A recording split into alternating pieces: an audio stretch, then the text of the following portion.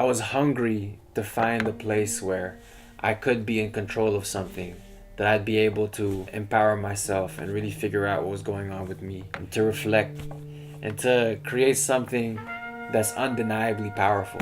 And what I found was my strength was in writing and in poetry and in performance and music as well.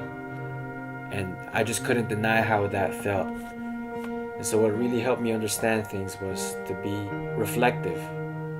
And that led me to writing and poetry. And I realized that I had something that I could make something beautiful out of.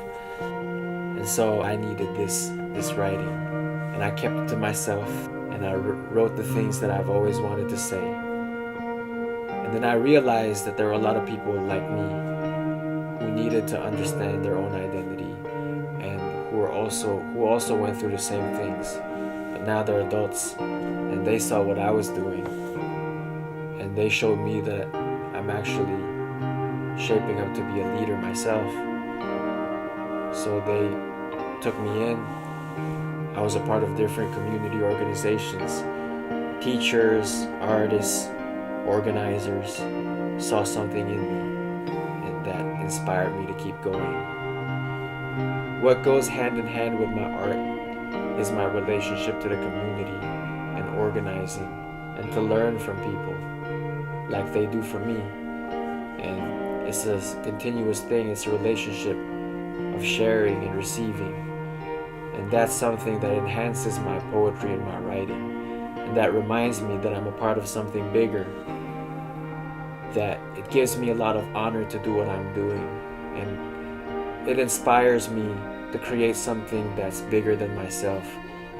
It inspires me to create poems that stand as monuments. This poem that I wrote is called Like the Sweet Was Blessed with Bitterness. And I felt there's a lot of distasteful things that have happened in my life and that are happening in many of my friends' lives. And I felt it was important to write a poem that teaches us how to appreciate all the bitterness, because it's what created all the beautiful things that are going on in our lives. Like the sweet was blessed with bitterness, and the day was blessed with the night, I was blessed with myself, my legacy, my struggle, my hope. Colonization and the need for assimilation fork my tongue into two, one of which is slowly fading, as I keep it alive, knowing it's the key to my roots. The other I mastered by circumstance, as it is the emperor's language, and the key to the people, with undeniable gifts, even if this tongue has mocked the other. My eyes are slanted, the butt of all jokes, as people have asked me if I can see, or why my eyes are so lazy, or if I am sleeping, when truthfully, I am sleepless, from guiding my hands to turn dreams into actions. My skin is the color of soil. Now people think dirt, as they avoid the mud, but to me, it is the richness that gardens stem from, or the home where the dead choose to rest their bones. My skin was directly molded from the earth, the soil whose ancestors built the Banawe rice terraces, a stairway of crops leading to heaven, fit for gods to step on. The words minor, minority, juvenile, effing little island person, monkey, alien, chink, terrorist, fresh off the boat, these words have melted me, as I shape myself to a son, brother, uncle, lover, student, leader, man, person. You see, I've been made to bleed, like my land bleeds for this empire. This blood I use as ink for my writings. We need to taste the bitter in order to enjoy the sweet. We need the night to make us open our eyes when we think we see everything in the day. Like the sweet was blessed with bitterness, the day was blessed with the night, I was blessed with myself.